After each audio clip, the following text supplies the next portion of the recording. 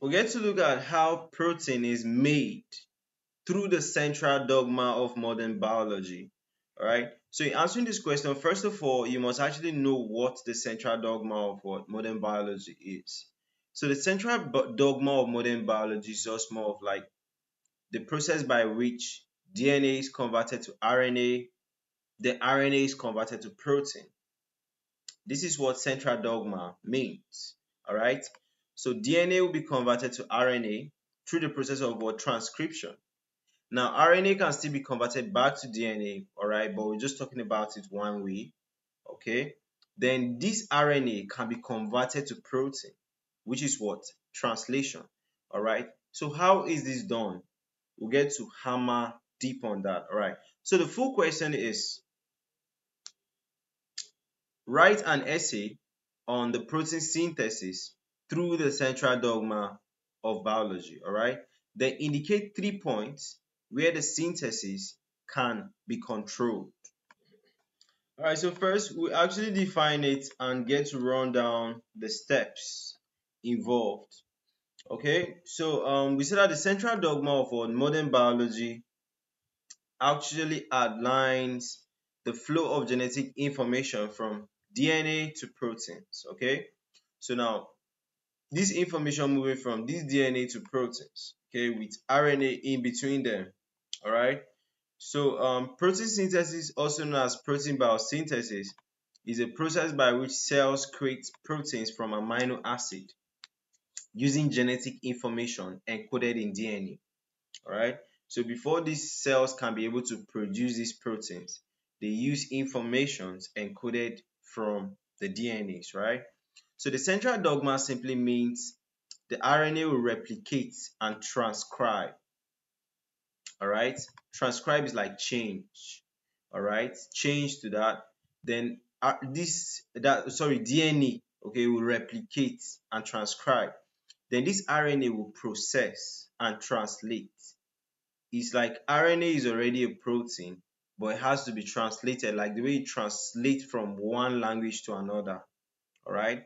So it has to be translated into proteins. Okay, that's just what central dogma is. All right, but there are several steps that leads to the production. Now let's talk about these steps briefly. The transcription is when genetic information from the DNA is now transcribed into the messenger RNA. The translation is when the messenger RNA is translated into what? A polypeptide chain.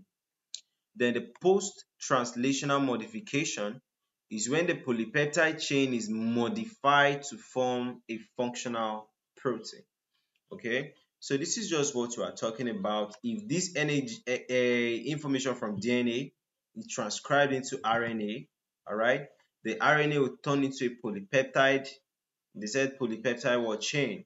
Now the polypeptide chain will now be modified to become a functional protein. Okay, that's just what the central dogma is, right? Now looking at the question, they said that you should indicate 3 points where the synthesis is what controlled. All right. So the synthesis is controlled at the transcriptional side. Okay, it's still controlled at the translational point, still controlled at the post-translational point, right? So now let's look at all this regulation. So for the transcription, it's more of like, okay, what will make the DNA transcribe in the first place is controlled. Do you understand? So the control of gene expression occurs at the transcription level. Transcription factors will bind to the specific DNA sequences, enhancing or inhibiting RNA polymerase activity. All right, because it is this RNA polymerase that will first even initiate the whole process. Okay, so if you are regulating the RNA polymerase, you are regulating the whole process. Do you understand? So just forget these examples that I brought under. All right, it's kind of like advanced stuff. All right, then let's look at the translational regulation now.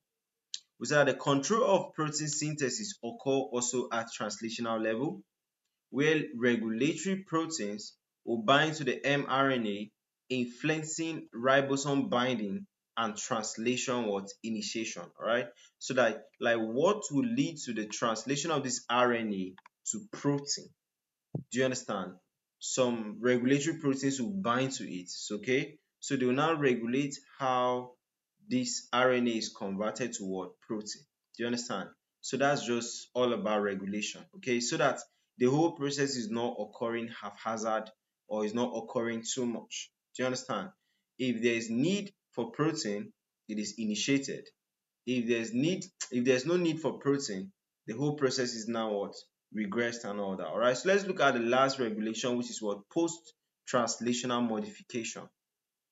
So this is a control of the protein activity after translation.